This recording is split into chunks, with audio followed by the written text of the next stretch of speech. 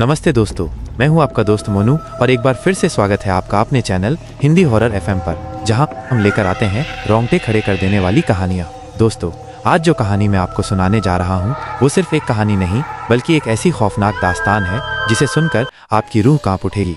ये कहानी इतनी दर्दनाक, इतनी भयावह है कि आप इसे कभी भूल नहीं पाएंगे। तो तैयार हो जाइए, क्योंकि अब हम कदम रखने वाले हैं एक ऐसे अंधेरे में जहां सिर्फ डर और चीखें हैं। अपनी आंखें खुली रखें और हर आहट पर ध्यान दें, क्योंकि अगला शिकार आप भी हो सकते हैं। तो चलिए शुरू करते हैं आज की खौफनाक रात की कहानी।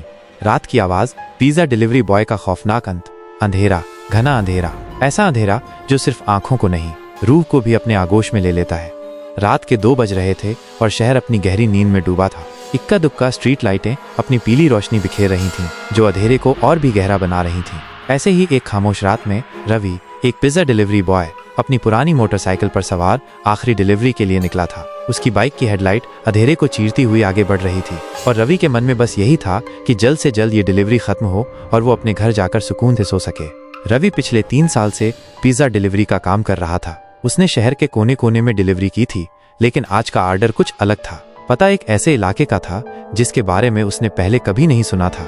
मैप पर भी वो जगह अजीबोगरीब तरीके से दिख रही थी। शहर के बाहरी छोर पर एक घने जंगल के किनारे, जहां कोई भी जाना पसंद नहीं करता था। उसके दोस्तों ने भी उस जगह के बारे में अजीबोगरीब कहानियां सुनाई थी। वो तो चुड़ैलों का इलाका है, वहां कोई नहीं जाता रात को। जिसने भी जाने की कोशिश की वो लौट कर नहीं आया। ऐसी ही बातें रवि के कान में गूंज रही थीं, लेकिन भूख और पैसे की मजबूरी उसे वहां तक खींच लाई थी। जैसे जैसे वो शहर की सीमा से बाहर निकलता गया, सड़कें सुनसान होती गईं, स्ट्रीट लाइटें भी गायब होती जा रही थीं और पेड़ पौधों का घना जंगल उसे अपने आगोश में लेने लगा था। हवा में एक अजीब सी ठंडक थी जो हड्डियों तक को कंपा रही थी। पेड़ों की टहनियां हवा में सरसराहट पैदा कर रही थीं, जैसे कोई फुसफुसा रहा हो। रवि ने अपनी जैकेट कस ली और बाइक की स्पीड थोड़ी बढ़ा दी। उसका दिल तेज धड़क रहा था, लेकिन उसने खुद को शांत रखने की कोशिश की। बस थोड़ी देर की बात है, उसने मन ही मन कहा, डिलीवरी करके तुरंत निकल जाऊंगा। आखिरकार मैप पर दिख रही जगह आ गई। वह एक पुरानी टूटी फूटी हवेली थी जो जंगल के बीचों बीच खड़ी थी। हवेली का गेट लोहे का था जिस पर जंग लग चुकी थी और वो आधा खुला हुआ था। हवेली के चारों ओर सूखे पत्ते और घास फैली हुई थी और अजीब सी खामोशी छाई हुई थी। रवि ने अपनी बाइक रोकी और हवेली की ओर देखा। उसकी आंखों में डर और उत्सुकता का मिश्रण था। हवेली से कोई रोशनी नहीं आ रही थी और न ही कोई आवाज। ऐसा लग रहा था जैसे सालों से वहां कोई रहता ही न हो। रवि ने एक गहरी सांस ली और अपने मोबाइल पर ऑर्डर चेक किया। यही पता है, उसने खुद से कहा। फिर उसने हवेली के गेट की तरफ कदम बढ़ाए। जैसे ही उसने गेट पर हाथ रखा, एक तेज चीख जैसी आवाज आई और गेट धीरे धीरे खुल गया। रवि चौंक गया, लेकिन फिर उसने हिम्मत जुटाई और अंदर की ओर बढ़ा। हवेली के अंदर का रास्ता पत्थरों का बना था जो टूटे फूटे थे। रास्ते के दोनों ओर सूखे बेजान पेड़ थे जिनकी टहनियां अंधेरे में डरावनी लग रही थीं। जैसे ही रवि हवेली के मुख्य दरवाजे के पास पहुंचा, उसने देखा कि दरवाजा हल्का सा खुला हुआ था। अंदर से हल्की सी रोशनी आ रही थी जो मोमबत्ती की लौ जैसी थी। रवि ने दरवाजे पर दस्तक दी, लेकिन कोई जवाब नहीं आया। उसने फिर दस्तक दी, लेकिन फिर भी खामोशी। उसका दिल अब और तेज धड़कने लगा था। उसने हिम्मत करके दरवाजे को और खोला और अंदर झांका। अंदर एक बड़ा हॉल था जिसमें पुरानी धूल भरी चीजें बिखरी पड़ी थीं। मकड़ी के जाले हर जगह लगे हुए थे। हॉल के बीचों बीच एक पुरानी टेबल रखी थी जिस पर एक जलती हुई मोमबत्ती थी। मोमबत्ती की हल्की रोशनी में रवि ने देखा कि टेबल पर एक लिफाफा रखा हुआ था। लिफाफे पर उसका नाम लिखा था, रवि। रवि हैरान हो गया, ये क्या था? उसने कभी भी किसी ऑर्डर में अपना नाम लिखा हुआ नहीं देखा था। उसने लिफाफा उठाया और खोला। अंदर एक पुराना पीला पड़ चुका कागज था जिस पर कुछ लिखा था। रवि ने कागज पढ़ना शुरू किया। रवि, मुझे पता था कि तुम आओगे। मैं तुम्हें कब से इंतजार कर रही थी। अब तुम यहाँ आ गए हो तो तुम्हें यहीं रहना होगा। तुम यहाँ से बाहर नहीं जा सकते। रवि के हाथ कांपने लगे। ये क्या मजाक था? उसने कागज को और ध्यान से देखा। नीचे एक अजीब सी घुमावदार लिखावट में एक और संदेश लिखा था, मेरी आवाज सुनो, मेरी आवाज तुम्हें खींच लेगी। जैसे ही उसने ये शब्द पढ़े, एक मधुर मोहक आवाज उसके कानों में पड़ी। वो आवाज इतनी मीठी थी कि रवि अपने होश खो बैठा। आवाज ऐसी थी जैसे कोई अपनी सबसे प्रिय धुन गा रहा हो, जैसे कोई माँ अपने बच्चे को लोरी सुना रही हो। आवाज में एक अजीब सा खिंचाव था जो रवि को अपनी ओर खींच रहा था। रवि ने खुद को रोकने की कोशिश की, लेकिन उसके पैर अपने आप उस आवाज की ओर बढ़ने लगे। आवाज हवेली के अंदर से आ रही थी, किसी अंधेरे कमरे से। रवि उस आवाज के पीछे पीछे चलने लगा। वो हॉल से होते हुए एक संकरे गलियारे में पहुंचा। गलियारे में भी अंधेरा था और दीवारों पर पुरानी टूटी हुई तस्वीरें लटकी हुई थीं। तस्वीरों में कुछ लोग थे जिनके चेहरे विकृत और डरावने लग रहे थे।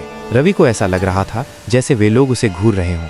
आवाज और तेज होती जा रही थी और अब उसमें एक अजीब सी खामोशी भी थी, जैसे कोई गहरी सांस ले रहा हो। रवि ने देखा कि गलियारे के अंत में एक दरवाजा था जो हल्का सा खुला हुआ था। आवाज उसी दरवाजे के अंदर से आ रही थी। रवि ने दरवाजे को धक्का दिया और अंदर देखा।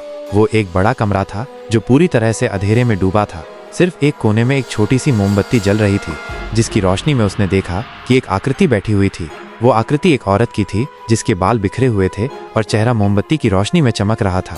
उसकी आंखें गहरे अंधेरे में चमक रही थीं, जैसे दो दहकते अंगारे हों। वो औरत वही मधुर आवाज निकाल रही थी जो रवि को यहाँ तक खींच लाई थी। रवि उसके पास जाने लगा जैसे कोई सम्मोहित हो गया हो। वो औरत धीरे धीरे मुस्कुराई और उसकी मुस्कान में एक अजीब सा खौफ छिपा था। उसकी आवाज अब और तेज हो गई और रवि को लगा जैसे वो आवाज उसके दिमाग में घुस रही हो, उसे अपने वश में कर रही हो। आओ रवि, मेरे पास आओ, औरत की आवाज गूंजी। रवि उसके और पास गया। जैसे ही वो उसके पास पहुंचा, औरत ने अपना हाथ बढ़ाया। उसके हाथ की उंगलियां लंबी और पतली थीं और उन पर लंबे नुकीले नाखून थे। रवि को लगा जैसे उसके हाथ में कुछ चिपचिपा और ठंडा सा लग रहा हो। उसने नीचे देखा तो देखा कि औरत के नाखून से खून रिस रहा था। रवि चीखने वाला था, लेकिन उसकी आवाज उसके गले में ही फंस गई। औरत ने उसके गले को कसकर पकड़ लिया। उसकी पकड़ इतनी मजबूत थी कि रवि सांस नहीं ले पा रहा था। औरत की आंखें अब पूरी तरह से लाल हो चुकी थीं और उसके चेहरे पर एक भयावह मुस्कान फैल गई थी। तुम मेरे हो, तुम यहीं रहोगे।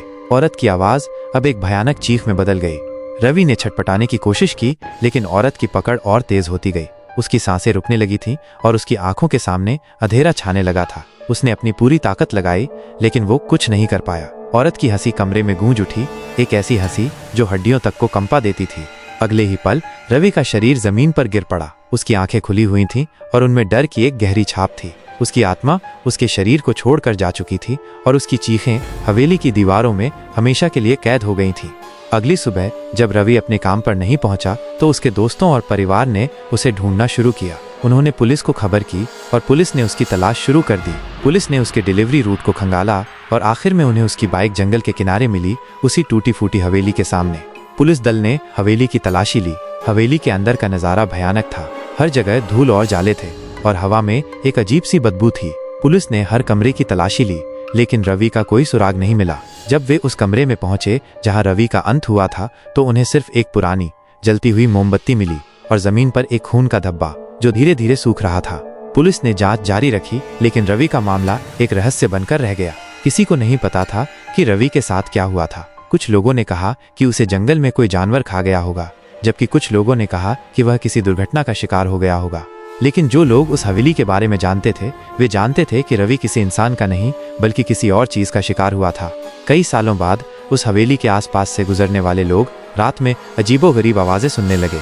कभी किसी पिज्जा डिलीवरी बॉय की डरावनी चीखें, कभी एक मधुर मोहक आवाज जो लोगों को अपनी ओर खींचती थी, और कभी एक भयानक दिल दहला देने वाली हंसी। स्थानीय लोगों ने उस हवेली को चुड़ैल की हवेली का नाम दे दिया। लोगों ने बताया कि वहाँ एक चुड़ैल रहती है जो अपनी आवाज से लोगों को अपनी ओर खींचती है और उन्हें अपना शिकार बना लेती है। वे कहते हैं कि वह चुड़ैल उन सभी लोगों को ढूंढती है जो रात में भटकते हैं और उन्हें कभी वापस नहीं आने देती। आज भी जब कोई रात में उस जंगल के पास से गुजरता है तो वे एक अजीब सी ठंडक महसूस करते हैं और उन्हें रवि की याद आती है।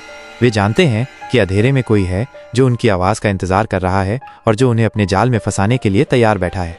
और अगर आपने कभी रात में उस जंगल से कोई मधुर आवाज सुनी तो समझ लेना कि आप अगले शिकार हो सकते हैं। तो सावधान रहना, क्योंकि रात के अंधेरे में आवाजें हमेशा वैसी नहीं होती जैसी वे लगती हैं।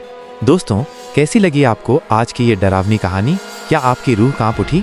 मुझे उम्मीद है कि आपको ये कहानी बहुत पसंद आई होगी और आप इसे कभी भूल नहीं पाएंगे। दोस्तों, ऐसी ही और खौफनाक कहानियों के लिए बने रहिए हमारे चैनल हिंदी हॉरर FM के साथ। अगर आपको ये कहानी अच्छी लगी हो तो इस वीडियो को लाइक करें, अपने दोस्तों के साथ शेयर करें और हमारे चैनल को सब्सक्राइब करना न भूलें। साथ ही बेल आइकॉन को भी दबा दें ताकि हमारी आने वाली कोई भी कहानी आपसे छूट न जाए। हम मिलते हैं आपसे अगली रात एक और नई और डरावनी कहानी के साथ। तब तक के लिए अंधेरे से सावधान रहें और अपनी आंखें खुली रखें, क्योंकि रात में कुछ भी हो सकता है। शुभ रात्रि और सपनों में भी डरावनी कहानियों से बचकर रहें।